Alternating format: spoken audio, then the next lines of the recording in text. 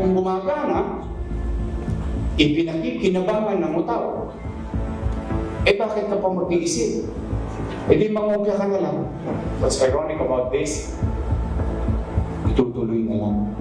If your tax base is horizontal, you don't need to go vertical. Mag-demand. Pilipinas! 19 makalipas ang alas 4 ng umaga, mga mamis. Laundry day today, ha? Kunot mo ka ba kapag makapit, malupit at madikit ang bansya? Aba, all you need is pride. Ba't papahirapan ang self ko sa pride? Easy at worry-free naman ang laundry. Sa triple stain away formula, tanggal ang matitindi mancha based on test of chocolate, mud and sabon and cotton. Gawa po ito ng ACS.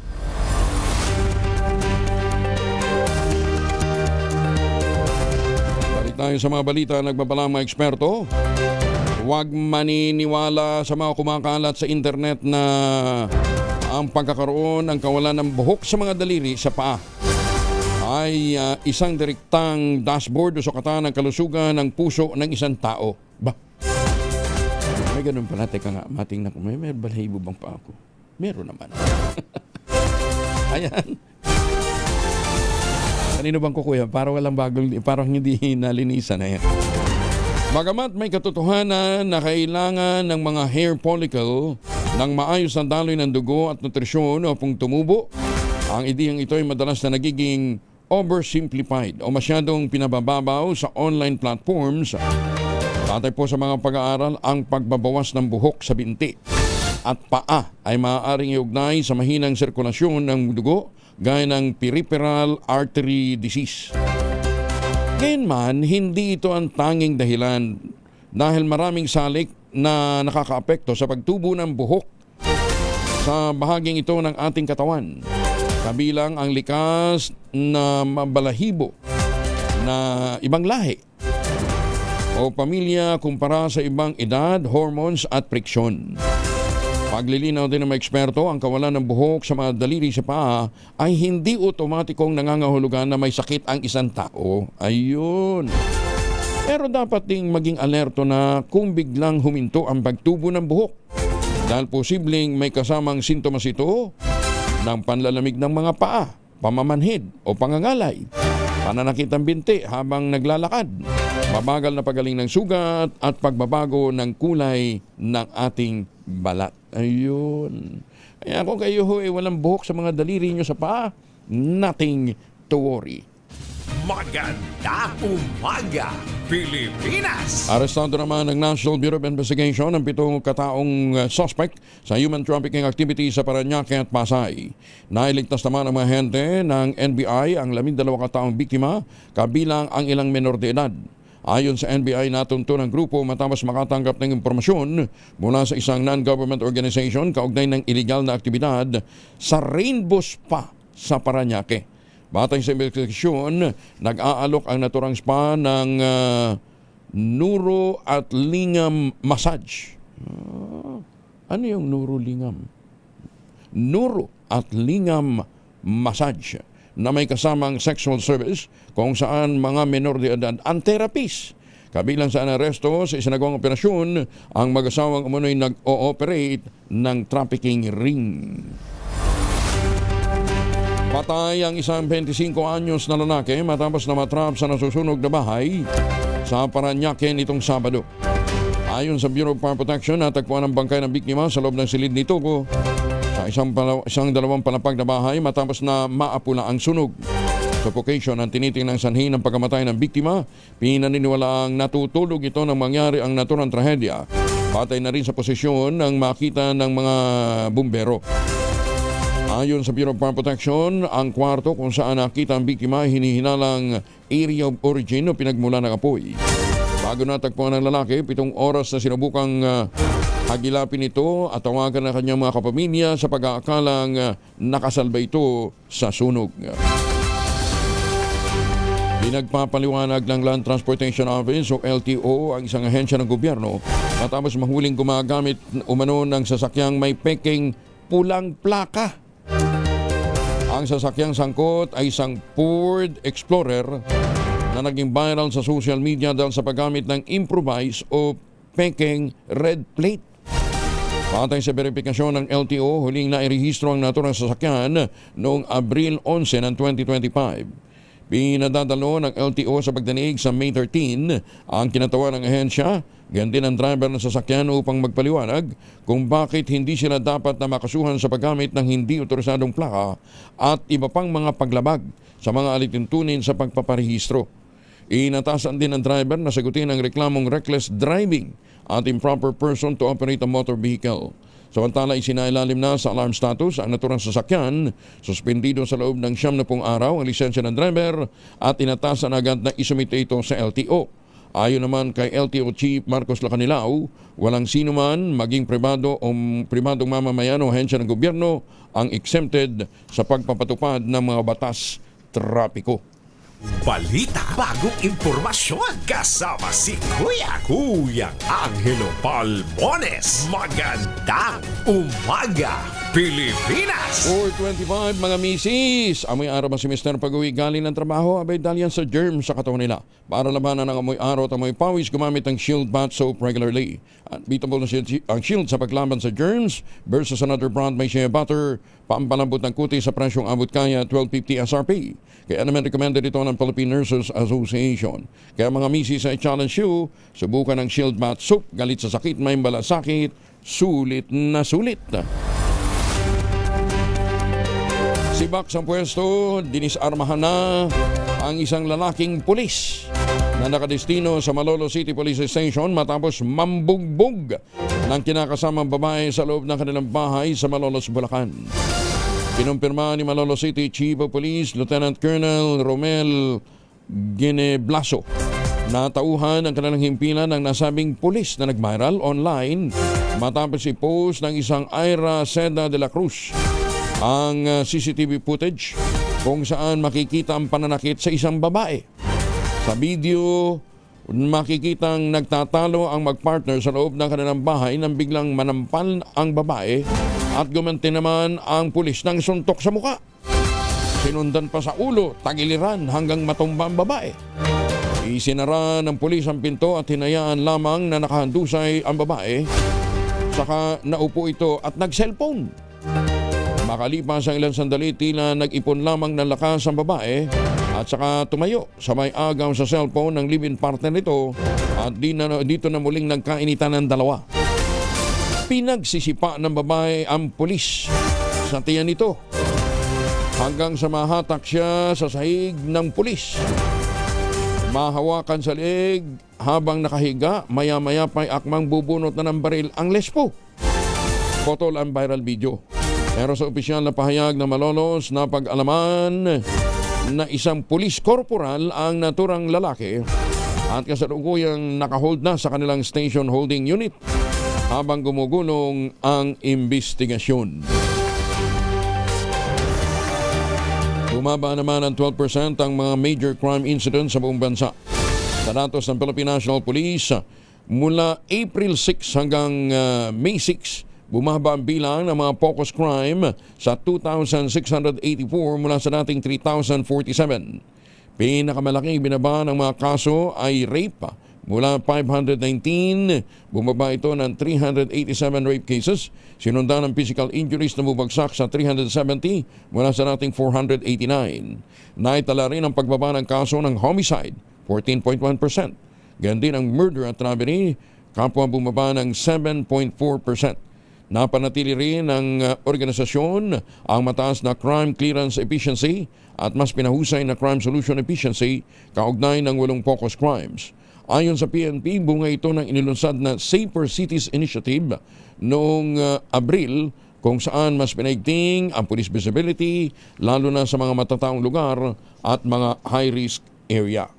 Balita, bagong impormasyon, kasama si Kuya Angelo Palmones. Magandang umaga, Pilipinas! Magandang umaga sa mga taga Kinapawan City. Sa mga taga Calamba, Laguna, magandang umaga sa mga taga Paranaque. Ay, maraming salamat sa inyong pagbati. Magpapasalamat din tayo sa Public Attorney's Office. Kay Justice Persida Rueda Acosta at sa iba pang mga namumuno dyan po sa Public Attorney's Office sa kanila pong iginawad na pagkilala. Thank you, thank you, thank you. Mahigit naman sa 5.2 million emergency calls ang natanggap ng Unified 911 hotline mula Enero hanggang Abril ngayong taon. Sa datos ng Emergency 911 National Call Center, may kabuuang 5,251,754 na tawag ang naitala sa loob lamang ng 4 na buwan. Ibig sabihin na aabot na mahigit 1 milyong tawag ang natanggap ng hensya kada buwan. Kapansin-pansing bumaba rin ang bilang ng mga frank at mga fraudulent calls sa naturang period. Ayon naman sa Department of the Interior and Local Government, bunso ito ng system enhancement, kabilang ang pagbablock sa mga AI-generated calls at pagsala sa mga automated nuisance calls. Kasabay nito, hinikayat ang DILG ng publiko na gamitin ang 911 nang may pananagutan at para lamang sa tunay na emergency upang masiguro ang kaligtasan ng bawat isa. Nasentensyahan ng korte sa Estados Unidos ang mag-inang ipinanganak sa Pilipinas matapos mapatunayang sangkot sa procurement fraud at money laundering na tumarget ng mga public school system ng North Mariana Island. Kinilala ang mga nahatulang sina Clarissa Adlawan, 55 anyos, at ang anak na si Giselle Butalid, 34. Ayon sa United States Attorney's Office for the District of Guam and Northern Mariana Islands, ginamit umano na mag-ina ang isang kumpanya upang ilihis ang pondo para sa procurement ng paaralan. Ang perang nakuha ay ginamit sa mga biyahe ng mga ito sa ibang bansa, malalaking cash withdrawal at pagbili ng isang bahay dito sa Pilipinas. Bunso nito, si Clarissa Adlawan, ay hinatulan ng 4 na taong pagkakakulong habang si Giselle Butalid naman nasentensyahan ng 18 months na pagkakabilanggo. Ipinatawang hatol noong pang Mayo 6 sa Saipan ni U.S. District Court Judge Ramona Manglona. Ayon sa mga piskal, si Adlawan ay isang lawful permanent resident ng Estados Unidos habang si Butalid naman ay isang naturalized U.S. citizen at residente na ng Saipan. Magandang umaga, Pilipinas! Magandang umaga, may ngaga sa mga taga-Hinubaan, Negros Occidental. Handa naman ang Philippine National Police sa posibleng paglagansa ng lahar. Dulot ng inaasahang malalakas na mga pagulan sa paligid ng Bulkang Mayon dahil sa Tropical Depression Kaloy. Ayon kay PNP Chief Jose Melenzo Nartates Jr., pinatasan na niya ang mga police unit sa Bicol na makipag-ugnayan sa mga lokal na pamahalaan upang matiyak ang maayos, mabilis na pagtugon sa masakuna. Kabilang dito ang posibleng preemptive evacuation sa mga komunidad na nasa mapanganib na lugar sakaling dumaloy ang lahar. Una nang nagbabala ang Office of Civil Defense na maaaring umagos ng lahar kung magtutuloy-tuloy ang malalakas na ulan sa mga dalisdis ng Bulkang Mayon. Nakastandby na rin ang mga pulis sa mga evacuation center. Pagyan din sa pagkakaroon ng mga road clearing at mabilis na deployment ng mga sasakyan at kagamitan sa oras na ito'y kailanganin. 32 na makalipas ang alas 4 ng umaga. Oy, magandang umaga ho sa mga taga Quezon, ha. Ituloy nyo lang yung pagtatanim ng kakao dahil nagmamahal ho ngayon ang presyo ng tsokolate. At para ho sa mga babalik ng Pilipinas, wag na ho tayong magpasalubong na imported na chocolate. Meron po tayong tangerine chocolate. Ang tangerine chocolate po ay brand ng mga magniniyog ng mga magsasaka dyan po sa lalawigan ng Quezon. Sa tulong po ni Dr. Helen Tan, yung po mga planting material ng kakao galing Davao, hinakot po yan para maitanim sa ilalim po ng mga nyugan, mga sakahan at mga open areas dyan po sa lalawigan ng Quezon. Kaya ngayon, nagpo-produce na ho sila ng dekalidad na cacao beans, pinaprocess para maging tangerine chocolate. Available yan sa 0919-095-5935. May mahigit 10 variants po ang tangerine chocolate, ha. Ang mga raw material galing di po sa ani ng ating mga magsasaka. At sabi nga po ni Dr. Helen Tan, sino bang magmamalasakit sa Pilipino kundi ang kapwa Pilipino? Kaya sa bawat tangkilik natin ng tangerine chocolate, tinutulungan natin ang ating mga magsasaka, tinutulungan natin ang lokal na ekonomiya. Tangerine Chocolate 100% gawang lokal, but taste and looks global. Tinulungan ito ng DTI at ng DOST. Tangerine Chocolate 100% gawang atin. Pakiusap ni Dr. Helen Tan, sana naman ay ating tangkilikin. Maganda umaga, Pilipinas! Natuklasan ng mga mananaliksik sa China ang posibleng koneksyon ng isang virus na karaniwang pimipinsala sa mga hipon sa isang pambihirang uri ng sakit sa mata ng tao na maaaring magdulot ng permanenteng pagkawala ng paningin. Ang covert mortality nodavirus o CMNV ay kilala sa industriya ng aquaculture bilang isang mapanirang pathogen sa mga shrimp farm. Gayunman, sa isang bagong pag-aaral, iniuugnay din ito sa kondisyong tinatawag na persistent ocular hypertension viral anterior uveitis o POBAU. Ang POBAU po ay mataas na pressure sa loob ng mata, pamamaga ng uvea at permanenteng pinsala sa paningin kung hindi kagad ito matutugunan. Ayon sa mga eksperto, natagpuan ang bakas ng CMNV sa eye tissue ng mga pasyenteng may POBAU. Karamihan sa mga pasyenteng ito ay may ulat ng direktang kontak sa mga raw o hilaw na seafoods. Ayun. Kaya dapat ang mga seafoods, niluluto. Huwag natin kakainin ng hilaw. Sabi nyo, ba't yung kinilaw? Naluluto ho sa suka yun. At iba pang lamang dagat bago lumabas ang mga sintomas. Para kumpirmahin ang hinala, nagsagawa ang mga eksperto sa mga experiment sa mga daga kung saan matagumpay na nakita ang katulad ng mga sintomas sa mata matapos na iturok nga ang virus. Kung mapapatunayan sa mga susunod pang pagsusuri, ang CMNB ay magiging kauna-unahang aquatic animal virus na may uugnay sa sakit ng mata ng tao. Maganda umaga, Pilipinas! 35 na makalipas ang alas 4 na umaga, nakatakda ng magbotohan ang Kamara kaugnay ng impeachment complaint laban kay Vice President Sara Duterte. Ayon kay Batangas 2nd District Representative Garbilo Istro, chairperson ng House Committee on Justice, handa na silang ipagtanggol ang ulat ng komite at gayon din ang kanilang findings sa investigasyon. Inaasahan din ng panel na makakakuha ng sapat na suporta ang liderato ng Kamara para maipasa na ang impeachment o articles of impeachment. Batay sa konstitusyon, kailangan lamang na hindi bababa sa 106 votes o 1/3 ng 318 members ng Kamara upang maipadala ang reklamo sa Senado para naman sa paglilitis. Pero ang balita natin, ang daming nagsipag-abroad. Marami daw pong mga congressman ang malamang mag-absent. Tututukan naman ng defense team ni Vice President Sara Duterte ang gagawing botohan ng House Plenary ngayong Lunes kaugnay ng impeachment case. Ayon kay Attorney Michael Poa, tagapagsalita ng defense team ni BP Inday, i-monitor nila ang magiging impeachment proceedings ngayong araw. Una nang sinabi ni Poa, hindi tutol ang kanilang panig sakali mang makakuha ng sapat na boto ang impeachment complaint sa Kamara para maiakyat na ito sa Senado na tatayo naman bilang impeachment court. Bagamat na hindi sumipot sa mga pagdinig ng mababang kapulungan, nanindigan naman ang defense team, handa ang Vice Presidente na tumugon sa ibinabating alegasyon laban sa kanya sa proper forum. Mayorya ng mga miyembro ng Visayan Bloc sa Kamara ang inaasahang susuporta sa impeachment complaint laban kay Vice President Sara Duterte. Yan naman ang tiniyak ni Deputy Speaker Alfredo Abelardo Benitez, convener ng Visayan Bloc sa harap ng nakatakdang botohan ng Kamara kaugnay ng impeachment. Sinabi ni Congressman Albi Benitez, inaasahan pabor sa impeachment ang lahat ng mga mababatas mula sa Negros Island Region, si Quijor at maging si Manuel Frederico ng Abang Lingkod Party List. Samantala, nagmabala naman ang Partido Pilipino Demokratiko, Lakas ng Bayan o PDP Laban.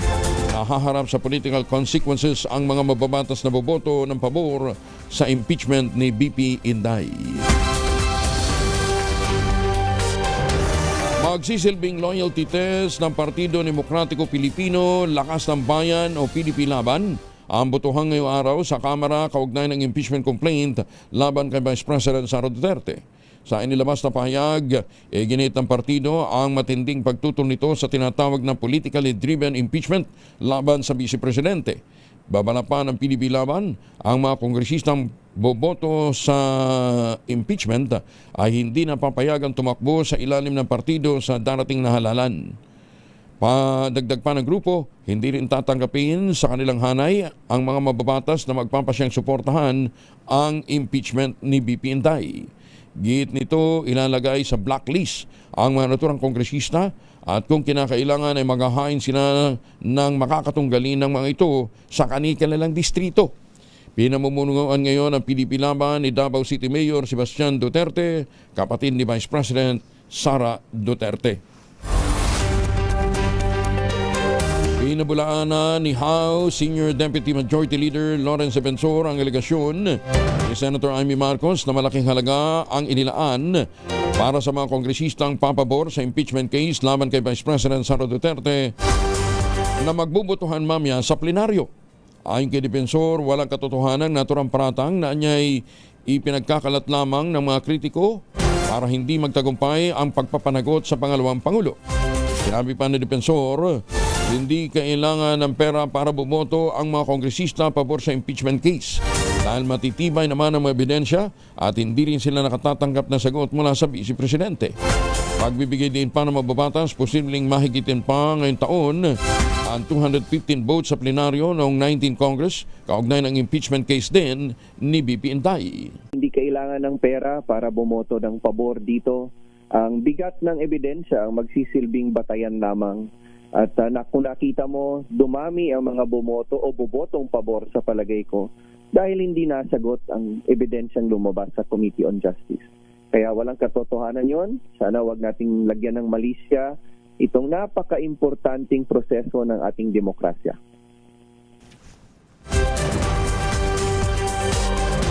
Samantala, posibleng magkonbina ang Senado bilang impeachment court sa Miyerkules, May 13. Ayon kay Senator Sherwin Gatchalian, ito kung maitatransmit ng Kamara sa mataas na kapulungan ang articles of impeachment laban kay Vice President Sara Duterte pagkatapos ng butuhan ngayong araw ng Lunes. Iginit ni Gatchalian, sakaling makakuha ng 106 votes ang naboto ang Kamara, maitatransmit na sa kanilang kaso. At noon puman ay nais na ni Senate President Tito Soto III na mag-convene kaagad ang kapulungan bilang impeachment court. Nang tanungin kung anong mahakbang na maaaring humarang sa pagkukonbine ng Senado, sinabi ni Gatchalian ayaw niyang pangunahan ang mga mangyayari. Gayunman binanggit din ito na ang nangyari noong 19 Congress kung saan naghain ng kaso ang kampo ni Senator Bato de la Rosa para i-dismiss ang impeachment laban kay BP Inday kahit hindi pa nagkukonbine ang impeachment court. Magandang umaga, Pilipinas! Iginit naman ng veteranong Davao-based journalist na si Serafin Ledesma Jr. na ang pag-asang muling mabigyan ng malaking infra projects sa Visayas at Mindanao ang siyang dahilan ng popularidad ni BP Inday Sara Duterte sa rehiyon. Sa panayam ng DCRA, sinabi ni Ledesma, maraming mga proyekto ngayon sa Visayas at Mindanao ang hindi na ipagpapatuloy. Kaugnay nito, marami niya ang sumusuporta kay BP Inday nang sa gayon sa susunod na eleksyon ay may pagpatuloy nito ang mga proyekto ng administrasyon ng kanyang amang si dating Pangulong Digong Duterte. Kung magbigyan ng ikalawang pagkakataon na magkaroon ng Duterte leadership sa national government, ay magkaroon naman kami ng fair share of the national budget. Nung panahon ni Duterte, napakaraming project na naibigay sa Visayas at saka sa Mindanao in terms of bridges, airports, upgrades.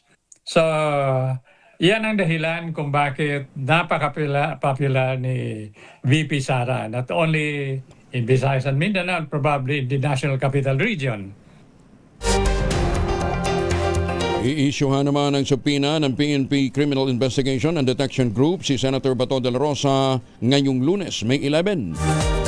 Ayon kay Interior and Local Government Secretary John B. Crimulya, ito'y para personal na paharapin sa tanggapan ng CIDG ang senador in aid of investigation sa mga reklamo kaugnay ng war on drugs. Pero paglilinaw ni Remulla, subpina lamang ang ilalabas ng CIDG, hindi arrest warrant para kay De La Rosa. Hindi naman pwede mag-issue ng warrant of arrest ang CIDG. Arko naman. Kasabay nito muling ginit ang kalihim na wala pang inilalabas na arrest warrant ang International Criminal Court laban kay Senator Beto De La Rosa, taliwas sa mga kumakalat na ulat.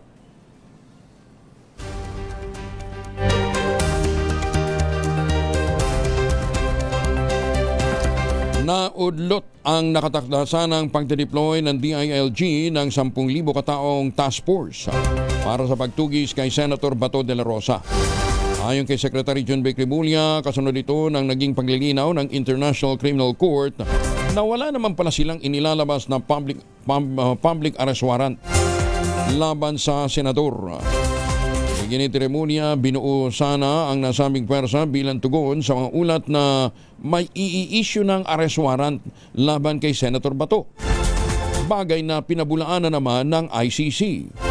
Batay sa huling impormasyon mula sa kalihim na nanatili pa rin sa Davao Region si Senator Bato at doon na nanatili ang dating PNP chief. Okay, let me just make it clear, okay? That was in reaction to reports that there was an impending warrant. However, the ICC has said that there is none. Okay? So we have dismantled that task force.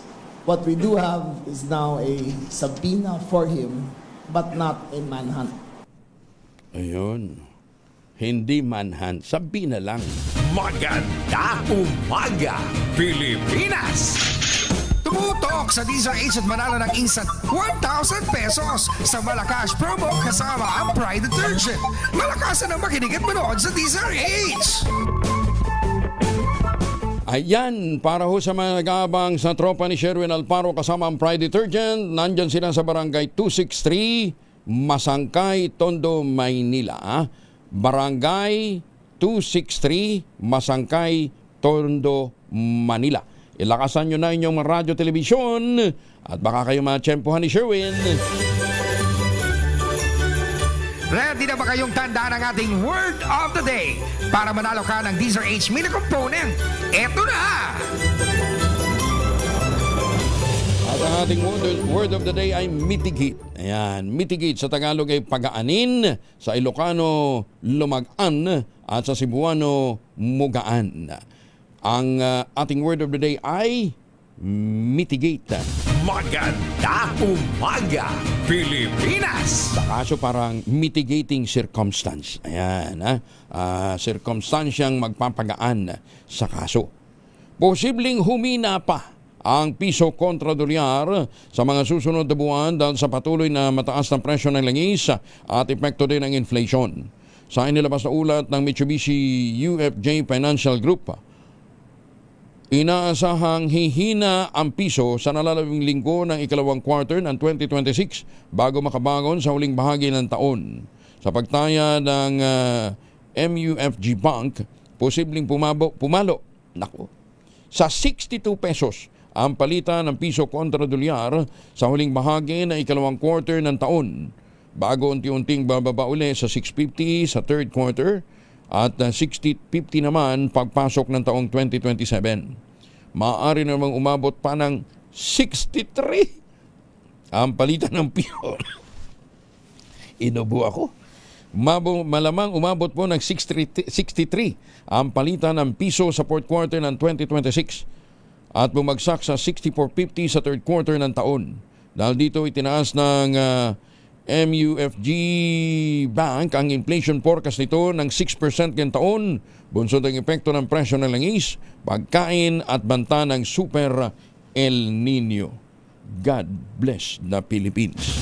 Maganda umaga, Pilipinas! 48 makalipas ang alas 4.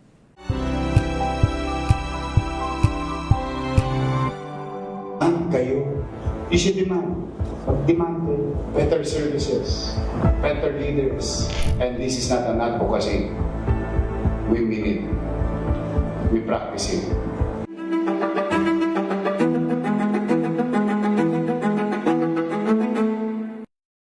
Saan ka man sa mundo, tayo Pilipino. got you covered. From the hottest hits, exclusive interviews, kilig to the bones fan meet experience, and hataw performances of your favorite stars. Saturdays, 12 noon, dito lang sa DZRH TV.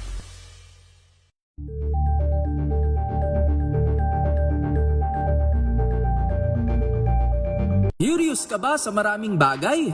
Kami na ang bahala dyan. Aalamin, tutok na Umaga, Pilipinas. 49 na makalipas ang alas 4 ng umaga, balik tayo sa mga balita.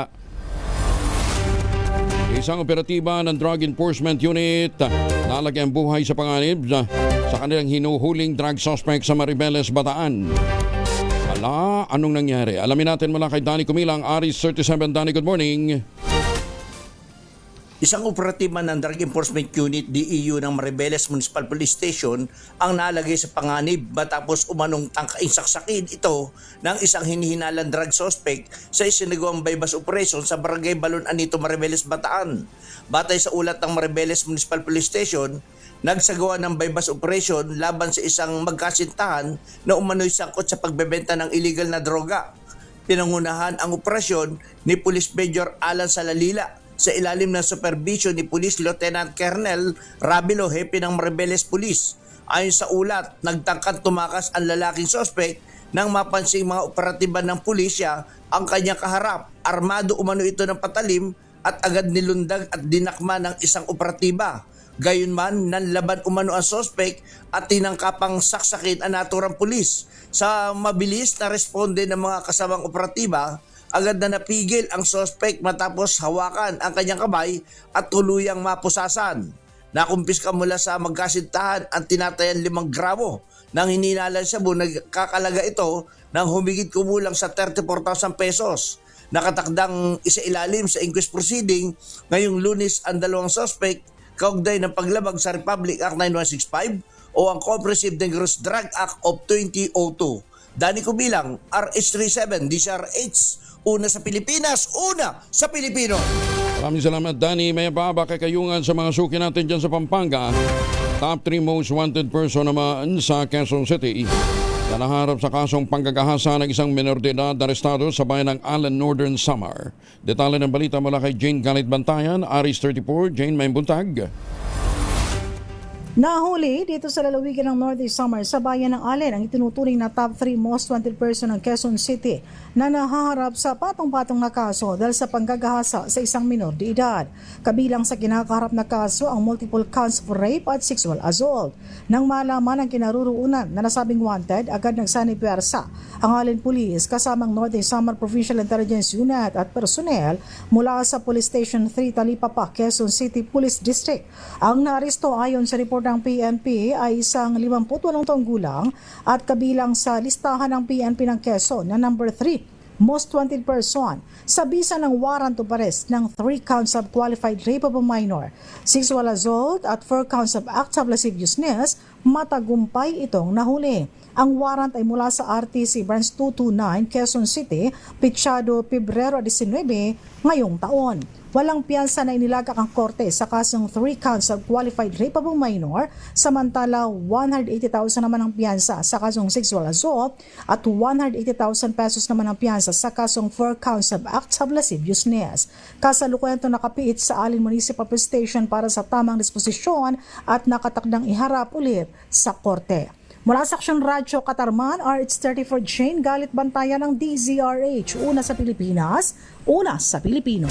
Dahil salamat, Jane Galit Bantayan. Muling bibisitahin, i-inspeksyonin ni Public Works and Highway Secretary Vince Dizon ang Nabota Sanitary Landfill ngayong Lunes.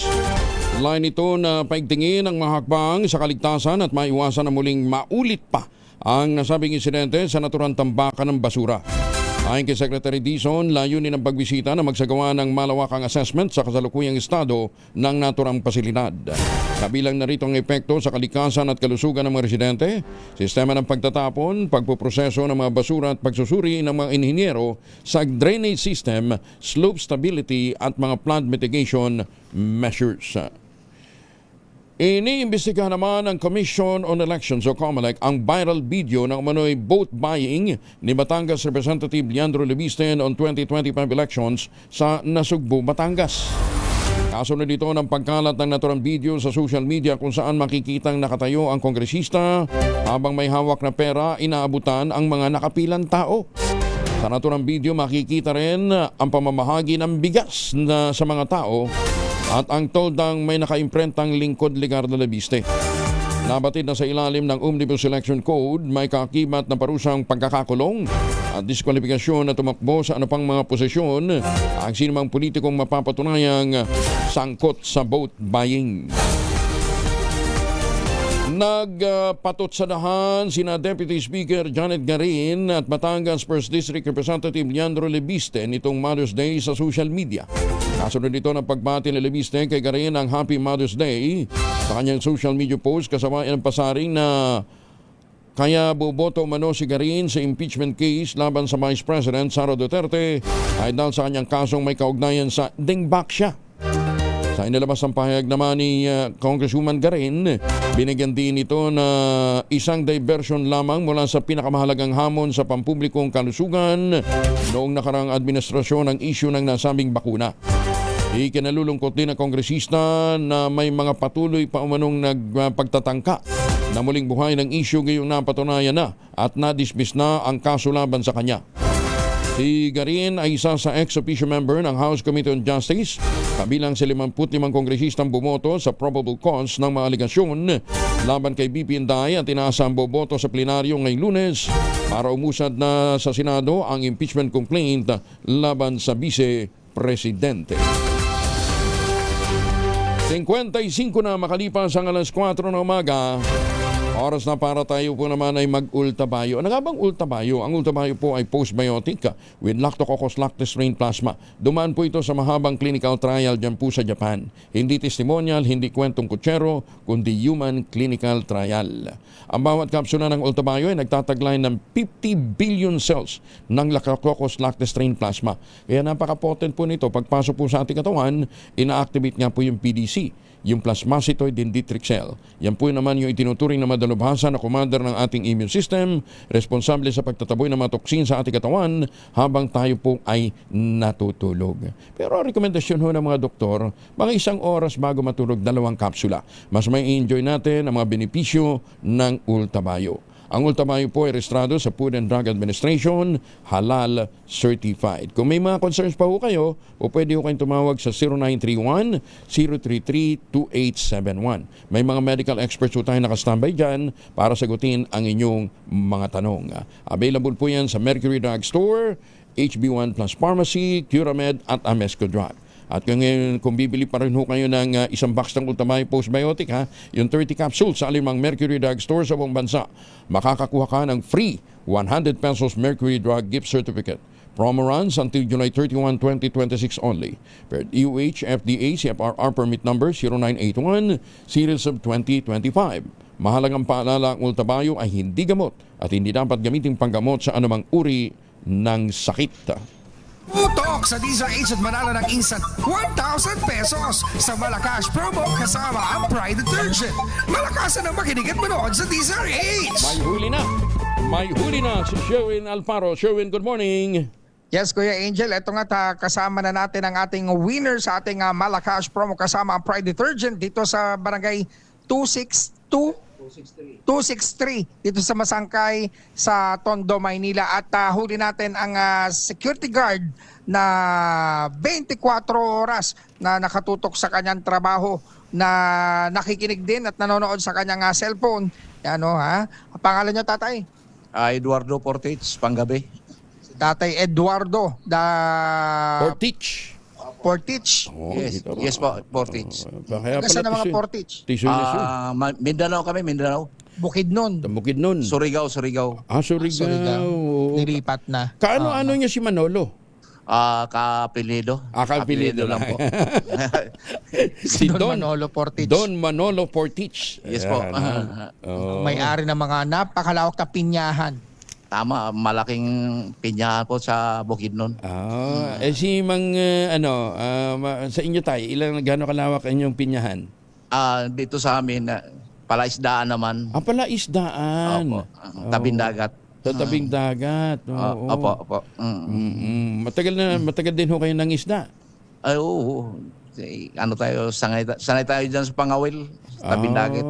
Pangulam-ulam. O sa inyo ginadakop?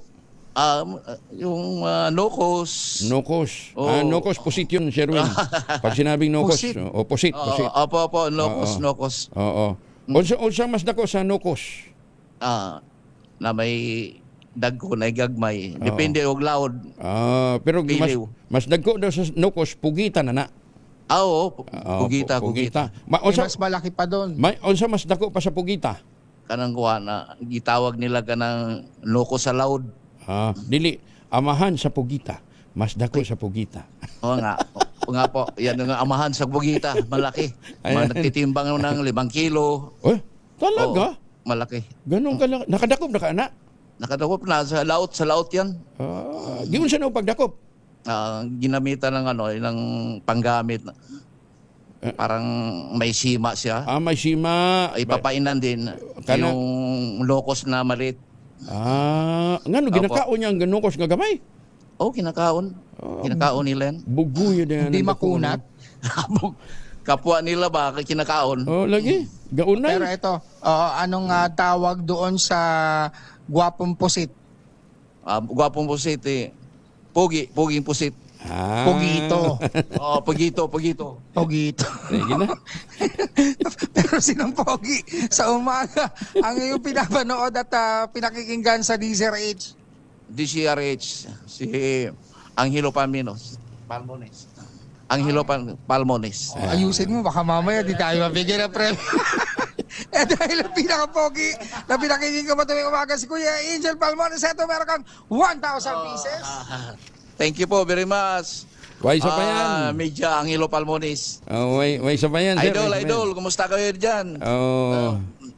Pila ka bata? Pila mong bata, sir? Tulo po. Pilang kuan na lalaki? 2 lalaki, 1 babae. 2 lalaki. Kamagulangan tanan? Dili, usara kayo nanay. Nanay. Parang pogito pala to. Kaya matinik. Tisoy. Hindi pala matinik, madulas. Tisoy. Kita mo nun si tatay. Tisoy. Siyempre, dito binubuhay yung pamilya natin. Ayan. Okay. Pero dahil kailangan makuha mo rin yung ating word of the day para makuha mo pa yung ating additional prizes. Yes, mitigate po. Mitigate yan dahil nakuha mo ang ating word of the day, nakuha mo ang ating medium component at sa atin ng Astron, ang official radio set partner ng DZRH. Alagang Astron, alagang maasahan. At syempre meron ka ring grocery mula yan sa ACS at sa DZRH. At ang pinakabago, pinakamalaki, pinakamabango, ang Pride with Fabric Conditioner, Korean Strawberry Bloom Detergent Powder with Stain Away Formula, 2 kilo yan, kaya kahit gaano karaming labahan, ubos yan. And speaking of labahan, lalabahan gamit ang Pride Detergent, ang pinakabago disenyo ng DZRH t-shirt na minamodelo ng kapitbahay nyo, may pinakamalalim na dimple. Maraming salamat po. Malaking bagay po ito. Tuwan-tuwa ito ang aking pamilya. Lalo ang aking mahal na asawa. Sige, may isa pa yan. Sige. Ako, maraming salamat po. At syempre sa mga nais manalo ng 1,000 pesos na agad dumutong sa DZRH, baka na sa dating winner sa DZRH Malacash promo kasama ang Pride Detergent. RS number 6, Sherwin Bata Alfaro DZRH, una sa Pilipinas, una sa Pilipino. Salamat, Sherwin. Tutok lang, tutok na sa DZRH Radio, DZRH Facebook, DZRH YouTube, at DZRH TV. Baka ikaw na ang susunod na winner sa DZRH Malacash promo. Ay, magandang umaga sa mga suki natin dyan sa New Jersey, US of A. Magandang umaga din po sa mga taga Las Vegas, Nevada. Mamaheban lang at sa mga suki nating mga midnight singers dyan po sa San Diego, California. Good morning. Dito sa Pilipinas, kasama na natin si Ma'am Veronica Torres ng Pag-asa. Ma'am Veron, good morning. Good morning din po sa inyo at sa ating mga taga-subaybay sa DVRA. Ngayong araw, may minomonitor pa rin tayong bagyo sa loob ng ating Philippine Area of Responsibility. Ito si Tropical Depression Kaloy at kanina 3:00 ng madaling araw, huli ito namataan sa layong 530 kilometers silangan ng Giwan, Eastern Samar. Nagtataglay ng lakas na hangin na 45 kilometers per hour malapit sa sentro at bugso na abot sa 55 kilometers per hour. Kumikilos sa direksyong Kanluran, Hilagang Kanluran sa bilis na 15 kilometro kada oras. Samantalang easterly sa nakaka-apekto sa ating bansa. Asahan naman natin itong si Bagyong Kaloy na posibleng masumina pa ngayong araw at maging isang ganap na low pressure area na lamang. At para naman sa lagi ng panahon sa Eastern Samar at Dinagat Island, sinaasahang posibleng magdala ng makulimlim na panahon at mga kaunting pagulan itong traffic ng ni Tropical Cyclone Kaloy. Sa Metro Manila at sa nalalabing bahagi ng bansa, bahagi maulap hanggang sa maulap na papawirin at mga tsansa naman ng mga localized thunderstorms ang inaasahan. Wala pa rin tayong mataas na gale warning sa kahit na anong dagat baybay ng ating bansa. Update naman sa heat index, ang inaasahang heat index ngayong araw sa Metro Manila ay 41 to 42 degrees Celsius. Ang pinakamataas na naitala na ngayong araw ay posibleng umabot sa 44 degrees Celsius sa may Dagupan City, Pangasinan, sa may Apari, Cagayan, sa may Kasiguran, Aurora, pati na rin sa may San Jose Occidental, Mindoro, pati na rin sa lugar ng Cuyo, Palawan, at pati na rin sa may Dumangas, Iloilo. At yan nga muna pinakahuli sa lagi na ating panahon. Mula sa Weather Forecasting Center ng Pag-asa, Veronica Torres. Ma'am Veron, kahapon, kumusta ang temperatura sa Metro Manila? Ang sakit sa ulo. Opo, yung heat index po natin sa Metro Manila ay around 40 degrees Celsius. 40 lang yun, ha? Opo, yun yung damang init. Pero may kataasan pa rin yung air temperature na naitala nga po kahapon. Umabot tayo dyan around 35 degrees Celsius po. Oo, ang sakit sa ulo, lalo-lalo bandang alauna. Opo, so nanunuot, yun po yung mga oras na mataas ang temperatura po natin. Kaya ka, ini-imagine ko kung ganun lang yung temperatura natin, yung damang init, how much more doon sa 44? Diba? Oh. Opo, although yung mga 44 is heat index na po yun. Oo. So, sobrang init nga po kasi nasa danger na din po yung 44 degrees Celsius, kaya sobrang init na nga po ng mga nararamdaman nun. Oo, sige. Anyway, itong si Kaloy, malaki talagang probability mag-dissipate today, no? Yes po. Sige. At kung ano man, kung makaka-apekto man siya, nasa may taas na? Sa ngayon po yung trough niya inaasahan natin makaka-apekto sa may bandang silangan ng Visayas and silangan ng Mindanao. Pero hindi naman po natin nakikita yung mga, although posible yung mga maulan, pero hindi naman po yung mga sobrang lalakas na mga paulan. Okay lang yun para madiligan din yung mga halaman. Pero sa bandang Bicol, wala siyang epekto. Sa ngayon po, hindi naman na po natin nakikita ang epekto, pero posibleng umulan dulot ng mga thunderstorm. Okay. Ma'am Veron, maraming salamat, ha. Ingat po kayo. Magandang umaga. Yes. You're welcome. Ingat din po. Si Veronica Torres mula po sa Pag-asa. Bagong balita, bagong impormasyon. Kasama si Kuyang Angelo Palmones. Magandang umaga, Pilipinas! 6 na minuto na makalipas ang alas 5 na umaga.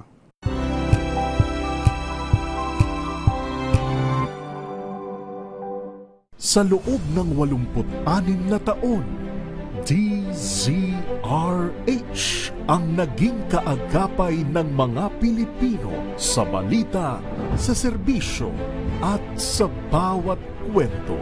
86 na taon ng tiwala at sa mga darating pang taon, mas pinalakas at mas pinagtibay para sa Pilipino. DZRH. Una sa Pilipinas, una sa Pilipino. Si Kuyang Angelo Palmones. Magandang umaga, Pilipinas! Lunes so tayo ngayon, baka nakakalimutan nyo, ha? May 11, 2026.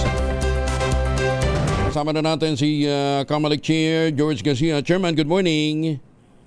Magandang umaga po, Sir Angel. Sa mga kababayan natin, magandang umaga po sa inyong lahat. Kumusta ho ang ating registration for BARM election?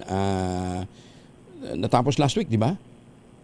Yan, natapos na po ang ating po registration, Sir Angel, at ito po ay nagresulta ng more or less mahigit 100,000 na dagdag na mga botante sa buong Bangsamoro. Kung kaya naman ang ating po mga botante dyan ngayon ay 2.39 million at yan po ang makakaboto sa darating na halalan. Noong nakaraang linggo, Sir Angel, ang natapos po natin ay yung pong filing ng certificates of candidacy sa 3 araw. Opo, yung pong Mayo 5 hanggang 7 at ito po yung napakatahimik. Wala kahit na anong untoward incident na na-report at nangyari. Kung kaya talagang ito po magandang pagsisimula ito bilang paghahanda natin sa September 14 Bangsamoro Parliamentary Election. So ilan ho lahat ang kumandidato? More or less po sa Angel, ang kumandidato mahigit 100. Mga 109 na kandidato yan sa 32 na parliamentary districts. So yung pinag-uusapan lang po muna natin yung distrito. Sapagkat later on, yung mga political parties naman, nag-accredit po tayo ng 16 na political parties, sila naman po ay magsasubmit ng tinatawag na kanilang mga nominado na tigko 40 bawat isa. Dahil po ang paglalabanan para sa political parties naman ay 40 na upuan o parliamentary seats. Samantarang sa distrito, 32 naman po yan. So yung po 8 naman ay para sa tinatawag na sectoral organizations. Okay. Doon sa binanggit natin na district, meron bang walang kalaban? Kasi parang kukunti. Meron po. Meron po. Meron? Meron po, Sir Angel. Katulad halimbawa sa Lanao, may 2 distrito dyan na wala pong kalaban. Kahit na 16 ang partido politikal, pero meron po na wala po, hindi po nagpalaban yung mga ibang political parties. Ganun? 16 political parties pero walang... saan ang galing yung kumandidato? Sa Lanao po yun, Sir Angel, at mukhang yung mismong partido ay galing din mismo sa Lanao del Sur. Siguro nga dahil sa mga magkakamag-anak Sir Angel, lalo na doon sa distrito may narapat na hindi na lamang pakalabanan o patakbuhan yung mismong tumakbo na yon na galing din sa mismong sa partido po nila. Pero paano mangyayari doon sa sa partido? Pwede bang magkakamag-anak yung tatakbo?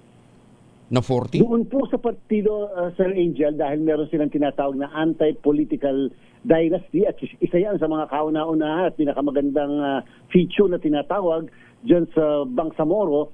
Kapag po kayo ay 40, halimbawa kasama tayo ng isang partido politikal, 40, dapat sa atin ay walang magkamag-anak hanggang ika-4 na degree. Bawal po yon at amin pong i-disqualify o ika-cancel yung nominasyon. Ang pinagdidibatihin ngayon ay paano kung sa bawat partido ay merong magkakamag-anak. Halimbawa, partido A, wala silang magkakamag-anak doon sa kanilang nominado, okay lang po yun. Paano kung sa partido B ay may kamag-anak mula sa partido A naman? Yan po ay open pa yan. Yan ay gray area pa at maaaring ma-resolve ni COMELEC kung may magrereklamo na may magkakamag-anak pala sa bawat magkakaibang partido. Yun nga, halimbawa, sabi nyo, doon sa isang probinsya, 16 parties. Kung doon sa 16 parties na yun, wala nga magkakamag-anak per party, pero sa iba-ibang mga partido naman, meron naman silang pinsan, kapatid, di ba? Yan po. Napakagandang issue yan, Sir Angel. At kung sakasakali na may magreklamo, yan ang aming i-resolve. Kung yung bang anti-political dynasty ay within the same party lang, o yung anti-political dynasty na kanila pong nakalagay sa electoral code ay mako-cover o madadama yung mga nasa ibang partido rin. Yung ba threshold na 2.5%, sa lahat yon sa buong BARM yon? Opo, Sir Angel, dati po ay 4% iyan. So ano po ba yung 2.5% para sa kaalaman ng mga kababayan natin? Kapag ka po ang nakaboto sa 2.3 million na mga botante sa Bangsamoro, sabihin na lang po natin na 100,000 lamang.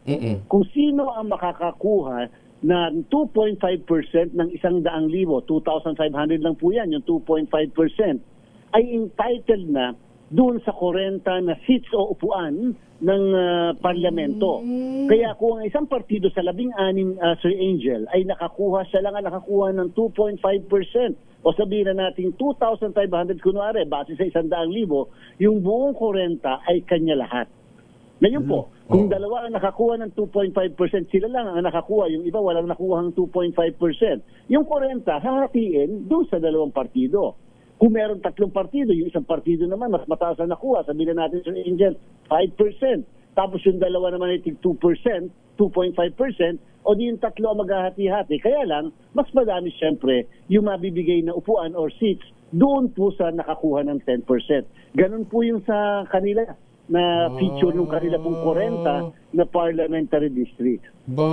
Maganda nga pa mapag-aralan, para kung halimbawa itong gusto nating maipatupad nationally, meron na tayong template. Di ba? Opo, Sir Angel, kasi isipin niyo po sa ating party list, dapat 2% ang threshold na tinatawag, yung minimum threshold. Meron po nakakakuha, halimbawa 1.7, 1.8, pero nabibigyan po ng seats. Kasi ang ginagawa po, pag ikot, yung tinatawag na proportional representation, nawawala halos minsan yung distinction noong 2% dahil sinasabi ng iba, dapat nakakakuha lang ng upuan sa ating party list, yun nakakuha ng 2%, pero kahit na less than 2% nakakakuha. Sa kanila po hindi. Kahit pa ikaw ay 2.49% ang nakuha mo, hanggat wala kang 2.5%, hindi ka entitled. Ang entitled lang na makakuha ng seat ay yung tinatawag na nakakuha ng 2.5% ng kabuuan bumoto sa parlamento o dyan sa Bangsamoro parliamentary election. Kailan ang deadline ng filing for participation ng mga partido? Actually po, meron na po kasi silang mga na-file sa amin na mga nominees at yun po ay kasama nung sila ay nag-file ng kanilang petition for accreditation. At ngayon po, syempre, ang amin naman po hinihintay na lamang ay yung po sa mga sectoral organizations. Ang sectoral organizations po, kakaiba rin po sila, Sir Angel, para sa kaalaman ng mga kababayan natin. Hindi po katulad sa party list na naka-arrange sila alphabetically yung pangalan ng mismo mga partido organization o kaya sektor. Dito po, naka-arrange sila per sektor, kababaihan, katutubo, o kaya yung mga tinatawag na settlers, o kaya merong kabataan. Tapos, kapag nagpa-accredit yung mismong organization, ika-classify siya kung saan, sa kababaihan nito, sa kabataan nito. So, dyan po sa kanila, ang boto ng isang botante ay 1:6. Isang botante, 6 ang kanyang isi-shade na sectoral organizations na nasa likod ng balota. Tsaka dito, nakapangalan talaga, di ba? Kung sino yung representative. Opo, yung mismong pangalan ng representative na number 1, yung po ang nakalagay sa mismong balota at hindi po yung pangalan ng partido political o sectoral organizations. Bagamat pagkatapos ng pangalan, open and close parenthesis, ilalagay yung pangalan ng mismong partido niya. At yung picture mismo ng number 1 nominee ay makikita sa balota. Kasi baka mamaya, kamukha sa party list election dito sa national, ang nangangampanya, artista. So akala ng mga botante, binoto nila yung artista. Tapos magugulat na sila, ang representative pala di ba? Ito po yung number 1 mismo, ang ilalagay sa balota, yung number 1 nominee ng mismong organization. At in fact po, Sir Angel, kahit doon sa parliamentary district o yung distrito, yung pong mukha rin po ng mismong kandidato ay nakaprint sa ating pong balota. Ayun. Pwede na silang mangampanya? Yung pong pangangampanya sa EJ, wala pa. Hindi pa po start ng campaign period. Subalit, dahil ito yung automated election, sabi ng kaso ng Peñera versus Comelec, kahit sila ay nag-file ng kanilang kandidatura noong Mayo 5 hanggang 7, sila po, Sir Angel, ay hindi considered kandidato. Kandidato lang sila sa pagsisimula ng campaign period. Nung mangyayari po yan, mga bandang Agosto pa. Agosto pa.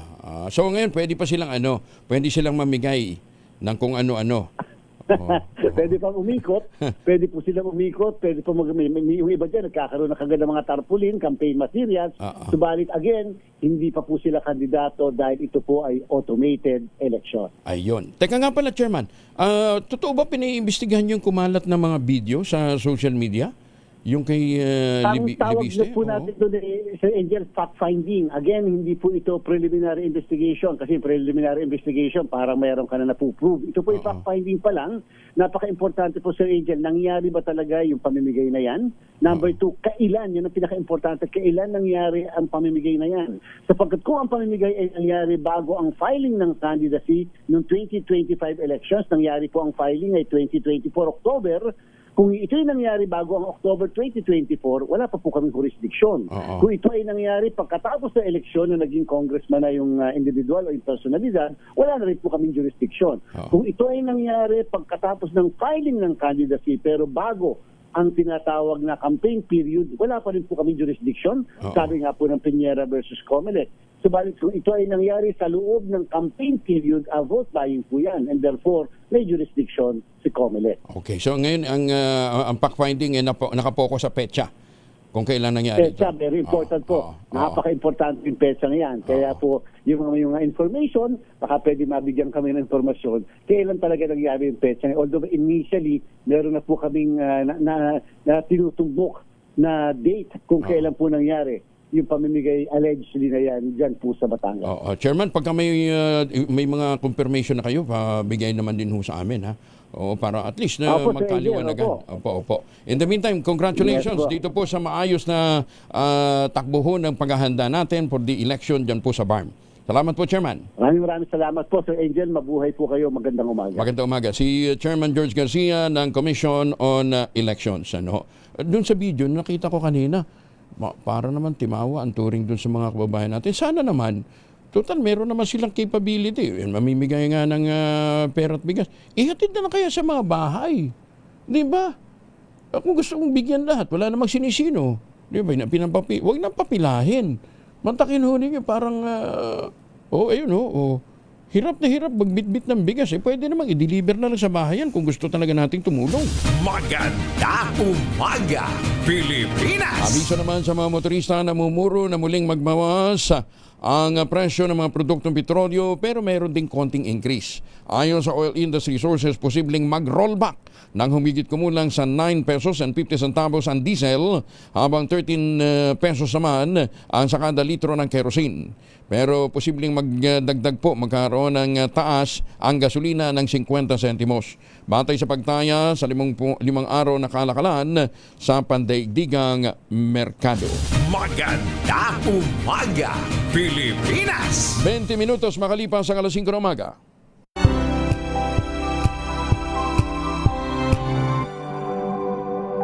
Tinesting, sinuri, siniyasan.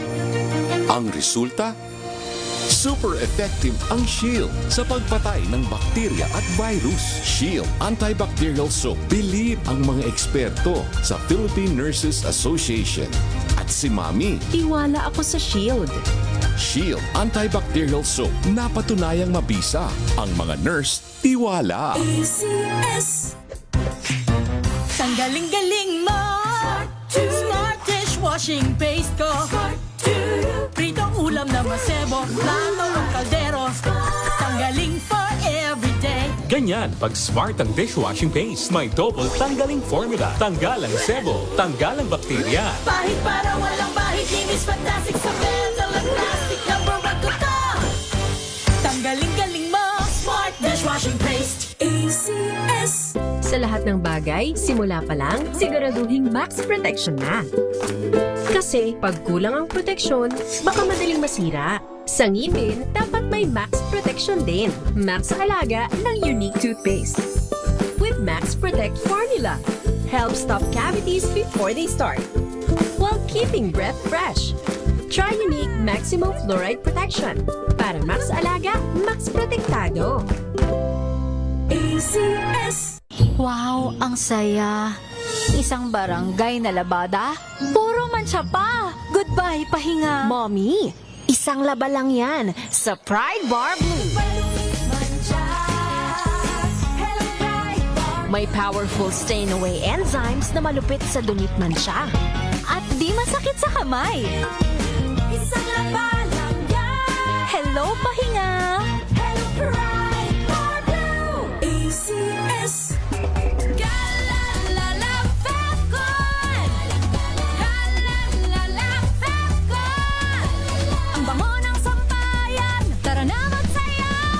Calefacton, amoy nakaka-joyful.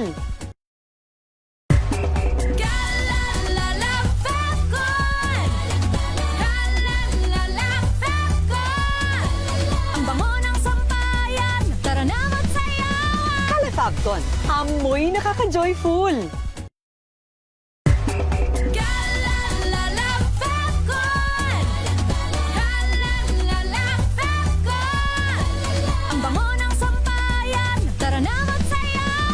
Calefacton, amoy nakaka-joyful.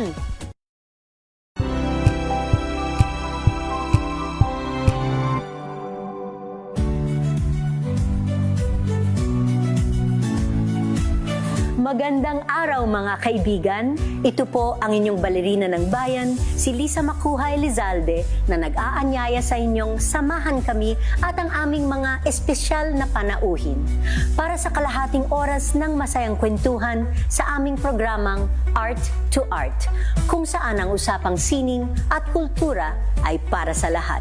Huwag kaliligtaan, tuwing linggo, alas 3:30 ng hapon, dito lamang sa DZRH Radio, DZRH TV, at via online streaming. 24 na makalipas sa alas 5 ng umaga, street-level individual drug suspect arestado sa anti-drug operation sa Sual, Pangasinan. Detalye ng balita mula kay Freddy Fajardo, Aris 38. Masantos siya kabasanay chikamin sa ating mga kababayan dyan sa Pangasinan, Freddy. Masantos siya kabosan ko yung Angel. Timbog siya kinasang bypass operation ng Sual Police Station ng isang street-level individual na 26 anyos na binata na residente sa nasabing bayan. Batay sa ulat ni OIC Chief of Police Major Macario Dulawan Jr., alas 3:20 ng madaling araw kahapon nagkasa ng operasyon ng kanyang mga tauhan sa Drug Enforcement Unit matapos makipag-ugnayan sa PDEA Regional Office 1.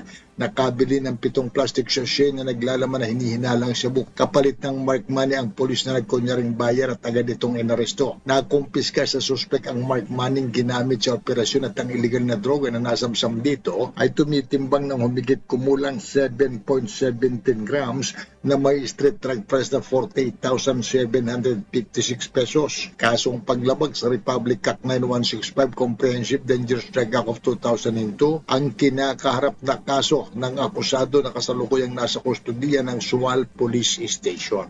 Mula sa Action Radio Pangasinan, ito si Freddy Fajardo, Aris 38, tag-uulat para sa DZRH una sa Pilipinas, una sa Pilipinas. Maraming salamat, Romy. 525. Hindi si Freddy pala yun. Maraming salamat, Freddy. Akyat tayo ng norte, high impact marijuana eradication operation naman sa Kibungan, Benguet. Nagresulta ng pagkawasak ng 5 milyong pisong halaga ng marijuana. Detalye ng balita mula kay Romy Gonzalez sa RH41. Ay magdabigan, Romy. Higit sa 5 milyong pisong halaga ng tanim na marijuana ang binawasak ng mga otoridad sa kinasang anti-drug operation na nagresulta sa high-impact anti-drug operation sa Kibungan, Benguet kahapon. Ang marijuana eradication operation sa ilalim ng Oplan Green Zero ay humantong sa pagkakadiskubre sa 4 na marijuana plantation sites na may sukat na 2,500 metro kwadrado sa Sitio Balbalag, Barangay Badeo, Kibungan. Nagresulta ito sa pagkakabunot at pagkakasira ng abot sa 25,200 fully grown marijuana plants na may standard drug price na 5,048,000 pesos. Nasamsan din ang ilang kasangkapan ng pagsasaka na tulad ng power sprayer, sprinklers, abono at gabyon. Ang operasyon ay magkatuwang na ipinatupad ng mga operatiba ng Cordillera PNP, PDEA at NBI.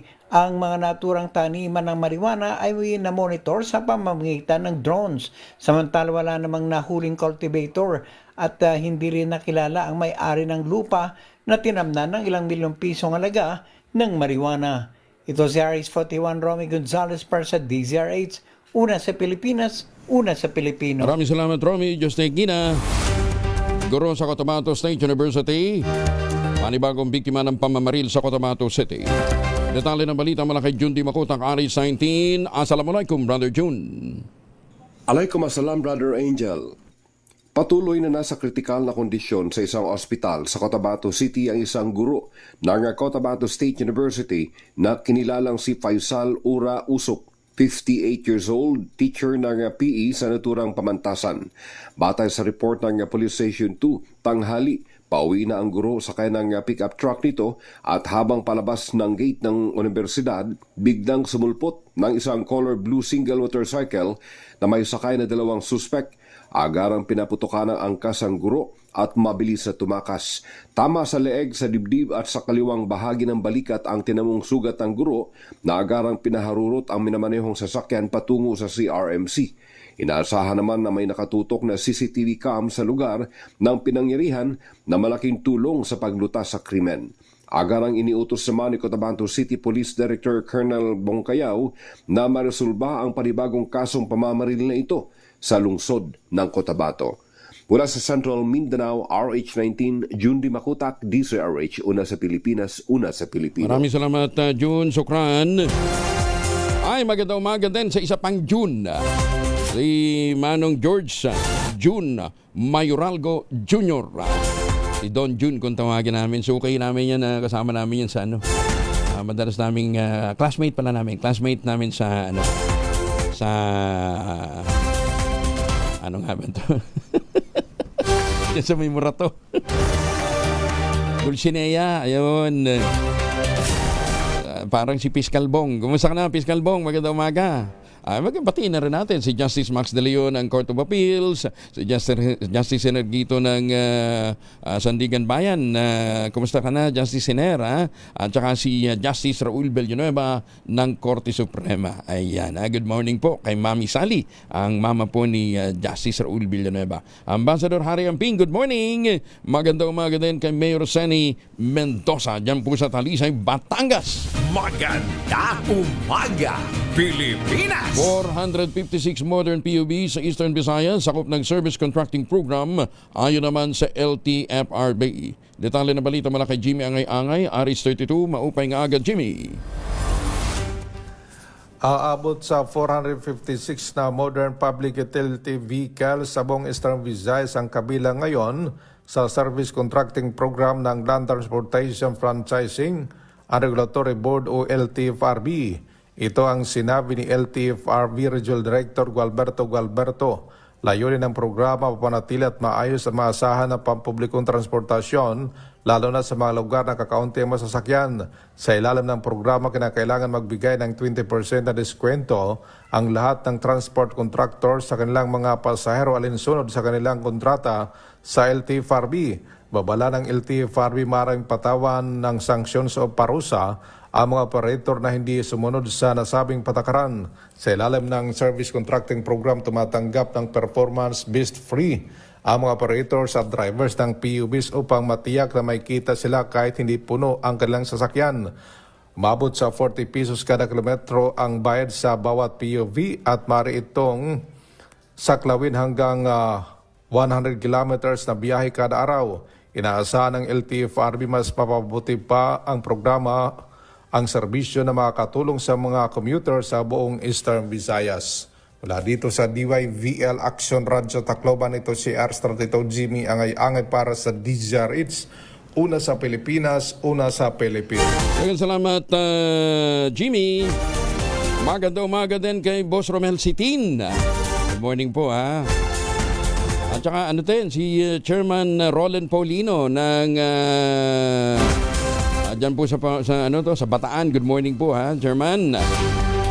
Magandang si Boss Ray Nadar, maagang gumising din ito. Good morning, Boss Ray, kumusta ka na? Ingat po. Tsaka, marami itong nag-birthday. Munti kong makalimutan last week yung aking kapatid, si Mercy. Si Mercedes Tolentino ay nagdiwang din ang kanyang birthday. Ayan, ha? Masaya siya kasi nagkita-kita sila doon ng mga kapatid ko, si Leticia at saka si Patricia na galing ng Canada. Ha? Ditse, happy birthday. Ito pa, nag-birthday din. Umuwi pa galing sa Amerika. Si Engineer Robert Sintay. Engineer Robert Sintay, happy birthday. Masayang-masaya ang kanyang partner in crime, si Judge Commissioner Job Magente. Ayan, Lolo Robert, happy birthday. Actually, 14 pa ang birthday niya. In advance lang yung celebration.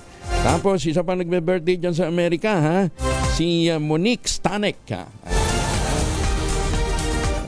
Monique, kailan daw yung apo? Sabi ni Commissioner Job, ha? Ayan, meron pa isa nagbe-birthday din. Isa naman sa mga poging miyembro ho ng class mapitagan ng PMA, si General Onay, si Undersecretary Cesar Llano. Boss Ces, happy birthday. At sa lahat ng mga nagbe-birthday ngayong araw nito, happy birthday! Maganda umaga, Pilipinas! Dadalan ko sana kayo ng chocolate kaso walang stock dito. Joke! Para sa mga nagpapasalubong ng pabalik ng Pilipinas, huwag nung imported na tsokolate. Meron po tayong tangerine chocolate. Ang tangerine chocolate po ay brand ng mga magniniyog ng mga magsasaka dyan po sa lalawigan ng Quezon. Sa tulong nga po ni Dr. Helen Tan, yung pong mga planting material ng kakao galing Davao, hinakot po ito para maitanim sa ilalim po ng mga nyugan, mga sakahan, mga open spaces dyan po sa lalawigan ng Quezon. Available po yan sa 0919-0955-935, yung tangerine chocolate. Ang tangerine chocolate po ay may mahigit 10 variants. Bukod doon sa dekalidad na cacao beans na kanila pong pinoproduce, may iba pang mga raw material na nanggagaling din po sa bukid. Kaya ang tangerine chocolate talaga ay brand ng mga magsasaka, ng mga magniniyog dyan po sa lalawigan ng Quezon. Ang tangerine chocolate ay 100% gawang lokal but taste and looks global. Tinulungan ito ng DTI at ng DOST. Tangerine chocolate 100% gawang atin. Pakiusap ni Dr. Helen Tan, sana naman ay ating tangkilikin. Maganda umaga, Pilipinas! 34 makalipas ang alas 5.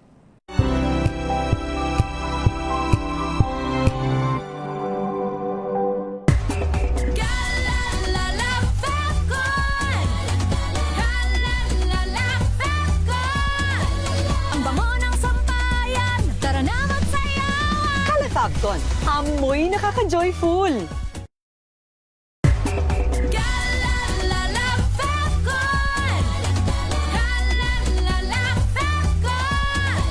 Ang bango ng sampayan, tara na magsayawan. Calafabcon, amoy nakaka-joyful.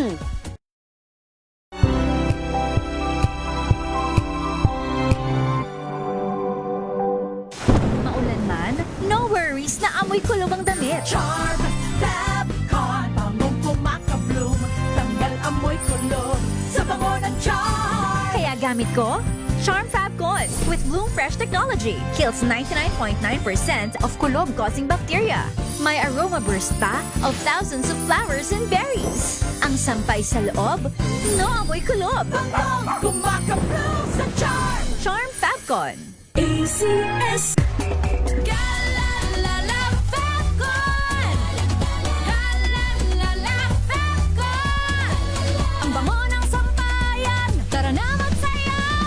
Fabcon, amoy nakaka-joyful.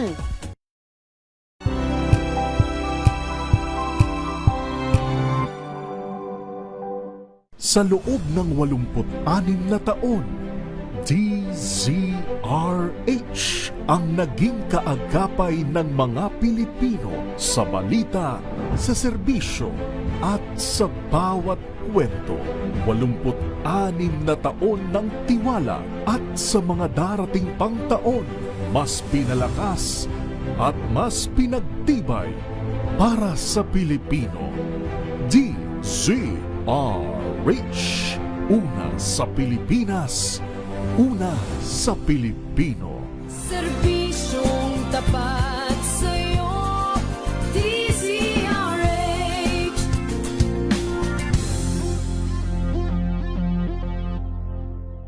Alamin ang mga maiinit na isyung pambayan, mga balitang kailangan mong malaman, usapin sa pamahalaan, politika, ekonomiya at kabuhayan. Ito ang mga dapat mong malaman, pakialaman at pag-uusapan dahil kayo ang tinig ng mamamayan dito sa Damdaming Bayan. Live sa DZRH Radio, DZRH TV at DZRH Digital. Kasama sina Lakay, Deo Macalma at Elaine Apit. Araw-araw, Lunes hanggang Biyernes. Damdaming Bayan. Number 1 na naman ang inyong DZRH sa latest survey ng Kantar Media na inilabas nitong January 2026. Hindi lang sa Metro Manila, kundi pati rin sa Mega Manila. Patunay na DZRH lang ang inyong tunay at totoong pinagkakatiwalaan.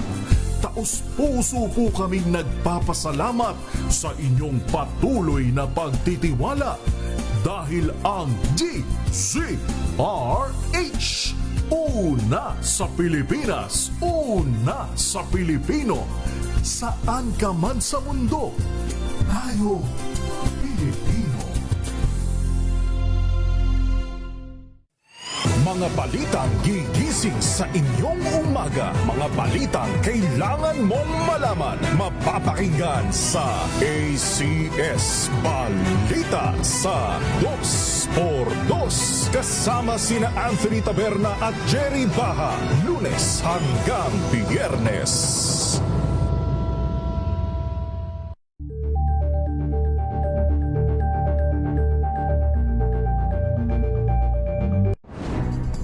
Good vibes ang hanap mo?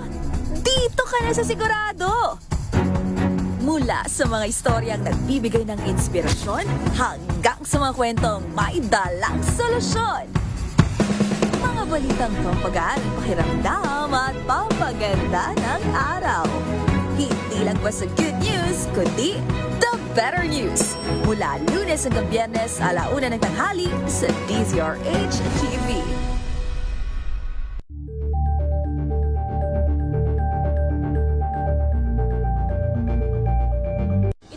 Ng naitalang 17 individual na ang kanilang naaresto. Ng Metro Manila Development Authority o MMDA ang No Contact Apprehension Policy o NCAP sa Metro Manila. Sa ilang mga dokumento ay peke. Hindi rin legal ang employment na ipinangako sa kanila. Sa mata ng batas, mananagot ang sangkot at may sala. Dahil sa bawat paglabag, may karampatang parusa. Alamin ang mga pananagutan sa likod ng mga bawal. Dito sa Hoy! Bawal yan, tuwing Sabado, 11:30 ng umaga. Dito lang sa DZRH TV.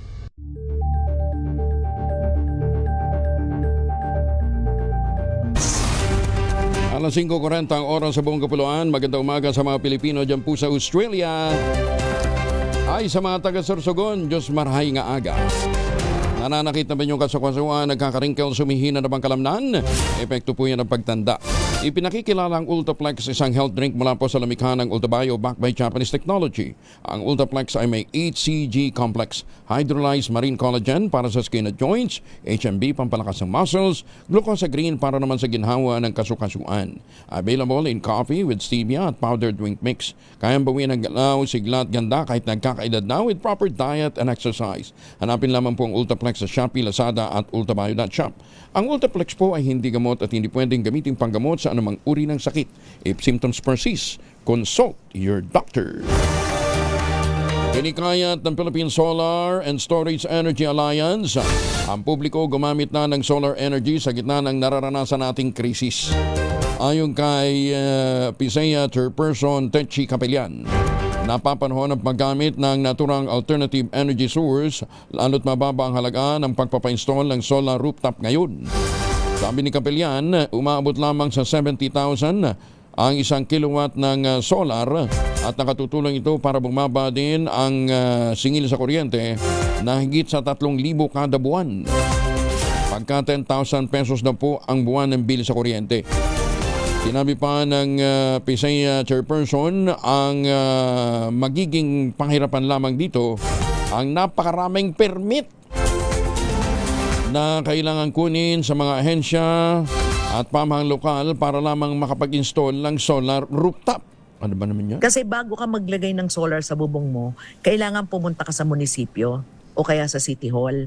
Kasi kailangan naman nila talaga siguraduhin na safe yung solar mo, hindi makakakos ng sunog at hindi magkakaroon ng problema sa mga kapitbahay mo. Naiintindihan naman namin yon, pero ang gusto namin sana iisa ang requirement ng LGU. Sabi namin sa DOE, pwede ba tulungan mo naman kami, i-harmonize natin yung rule sa lahat ng LGU. Magkaroon tayo ng standard para iisa lang yung madali ang permit. Saka yung net metering, dapat talaga nai-implement na yun nationwide, ano? Yung excess na kuryente power production mo, babalik sa grid. Hanggang ngayon, problema pa rin yung net metering eh. Pero alam nyo kung naisa katuparan lang talaga, yung mga programa ho ng para sa paggamit ng mga solar farms. Kaso nga yung proyekto ni Congressman Libiste na Bulilyasu diba? Ilang porsyento lamang yung ng kanilang commitment ang na-deliver.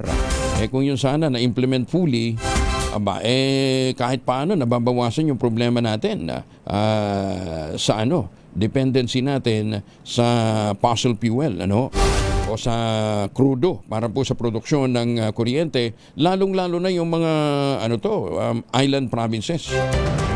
Pumalo na sa 737.41 billion pesos ang nabayarang utang ng bansa sa unang 3 buwan ng 2026.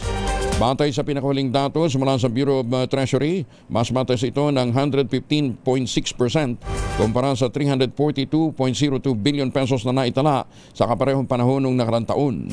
Bunso dito ng mas mataas na amortization o principal na bayad sa mga hiniram na pondo. Kasabay naman ang pagtataas ng bayad utang ng bansa. Naitala rin ang bagong record high ng kabuang utang ng Pilipinas. Umabot na ngayon ng 18.49 trillion pesos nitong Marso. Ayon sa Bureau of Treasury, ang paghina ng halaga ng piso kontra dolyar at ang net issuance ng mga domestic securities ang pangandahin ng paglobo ng ating utang. May inaasahang higit pisong taasing ilaman ang Meralco. Ako, itong masakit. Sa kanilang generation charge. Ayon kay Energy Regulatory Commission Chairperson Attorney Francis Juan, pinag-aaralan na nilang mapababa ang singil ng power distributor. Kaugnay nito, posible anyang ilabas bukas ang pasya ng komisyon hinggil sa naturang usapin. Ginit ni Juan, iniiwasan nila ang magkakasabay-sabay na pagtaas ng mga component ng electricity bill. Samantala, inobliga naman ng ERC ang mga distribution company na ipaalam sa kanila kung magpapatupad ng higit pisong generation charge para mapag-aralan muna kung maaaring utay-utayin ang pagsingil. Itong Meralco, meron kaming natanggap na bagong sulat. Mayroon nga din silang ini-expect na pagtaas sa kanilang singil para sa generation. So ito ay naaral natin at baka sa Lunes ay meron kaming magawang desisyon para sa pagpapababa nung masisingil nila in the meantime para hindi naman sumabay-sabay doon sa mga pagtataas pa ng ibang components ng bill. Laro ng mga piso, mahigit piso. Kaya pinag-aaralan ng ERC kung mabuti na may magawa tayo para hindi ganoon kataas ang maipasingil sa kanya in the meantime. Nagpabot naman ng pasasalamat si Vice President Sara Duterte sa lahat ng mga nanay na tumatayong ina sa pagdiriwang ng Mother's Day. Sa video message na inilabas ni VP Inday Sara, kinilala nito ang hirap at sakripisyo ng isang ina sa pagpapalaki ng bata, partikular na ng mga overseas Filipino worker. Ayon kay VP Inday, bagamat mapanghamon ang pagiging nanay, maituturing naman itong most rewarding. Ikarangal natin ang sakripisyo at katatagan ng bawat nanay, mula sa mga nag-aaruga sa loob ng bahay hanggang sa mga Pilipinang nagtatrabaho sa labas ng bansa. To our OFW mothers, we know that sacrifice is not always about physical presence. Sometimes, the greatest sacrifice is the distance you endure to provide for your family. Salamat sa inyong katatagan. Bahagyang humina ang halaga ng piso kontra dolyar ayon sa Bankers Association of the Philippines. Nagsara ang palitan sa 60.61 per dollar kahapon. At then, noong Biyernes ito, 60.61 per US dollar noong Biyernes. Mas mahina ito kaysa sa 60.40 na naitala naman noong Huwebes. 47 na makalipas ang alas 5 na umaga.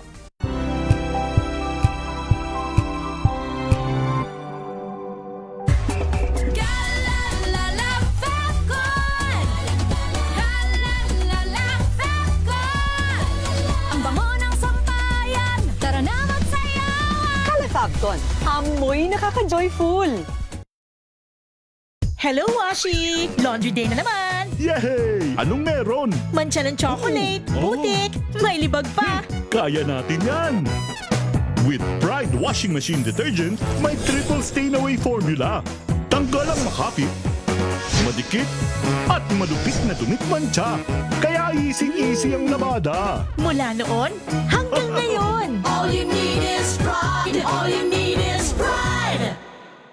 ACS.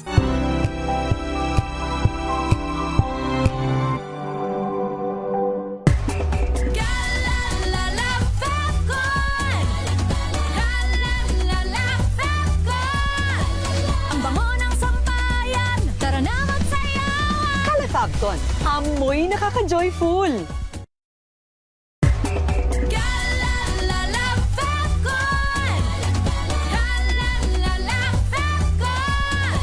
Ang bango ng sampayan. Tara na magsayawan. Calefabcon, amoy nakaka-joyful.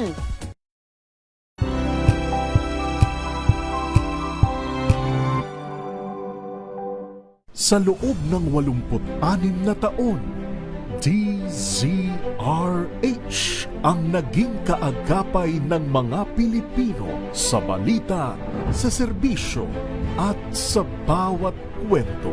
86 na taon ng tiwala at sa mga darating pang taon, mas pinalakas at mas pinagtibay para sa Pilipino. DZRH, una sa Pilipinas, una sa Pilipino. Serbisyong tapat sa'yo, DZRH.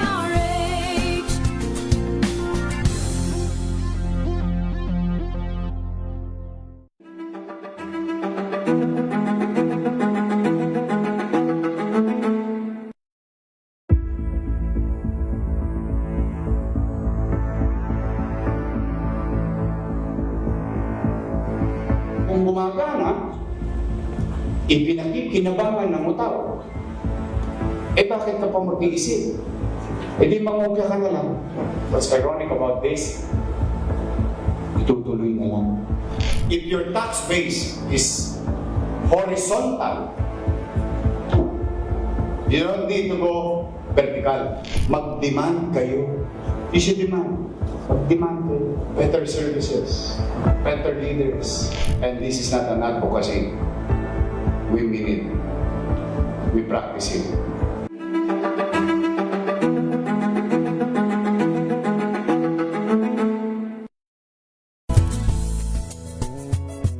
Number 1 na naman ang inyong DZRH sa latest survey ng Kantar Media na inilabas nitong January 2026. Hindi lang sa Metro Manila, kundi pati rin sa Mega Manila. Patunay na DZRH lang ang inyong tunay at totoong pinagkakatiwalaan. Taos-puso po kaming nagpapasalamat sa inyong patuloy na pagtitiwala dahil ang DZRH,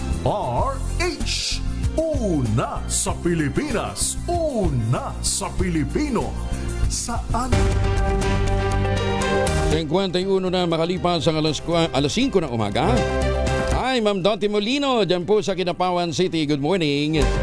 Price freeze sa LPG, kerosene, umiiral sa 8 syudad at mga bayan sa Albay. Detalye na balita mula kay Giselle Ricaport, RH15. Giselle, good morning. Good morning, Kuyang Angel. Nagpaalala ang Department of Energy sa mga seller ng LPG at kerosene na pairalin yung price freeze sa 8 syudad at bayan sa Albay dahil sa patuloy na aktibidad ng Bulkang Mayon. Tinukoy ng DOE ang mga syudad ng Legazpi, Ligao, Tabaco, gayon din ang mga bayan ng Santo Domingo, Malilipot, Daraga, Ginupatan at Kamalig. Ayon sa kagawaran, pawang nasa ilalim ng state of calamity ang mga nabanggit na area dahil sa grabing epekto ng ashfall doon. Nangangahulugan ito na hindi dapat tumaas ang presyo ng LPG at kerosene sa loob ng 15 araw mula nang ideklara ang state of calamity sa lugar. Una nang nagbabala ang kagawaran na maharap ang sinumang lalabag sa 1 hanggang 10 taong pagkakakulong at multa ng mula 5,000 hanggang 1 milyon.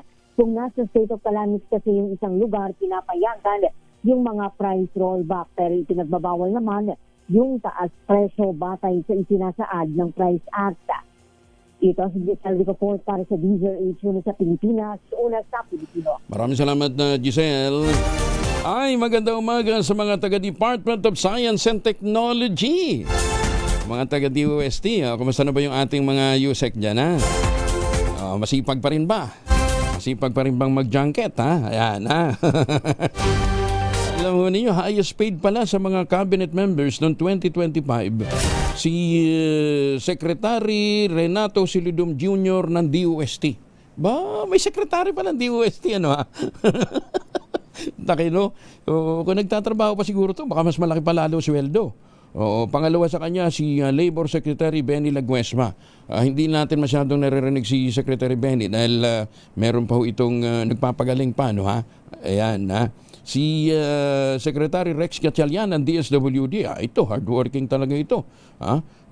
Kung saan-saan ho nakakarating para ho sa pagbibigay ng mga ayuda at pagtugon sa krisis na kinakaharap ng ating mga kababayan.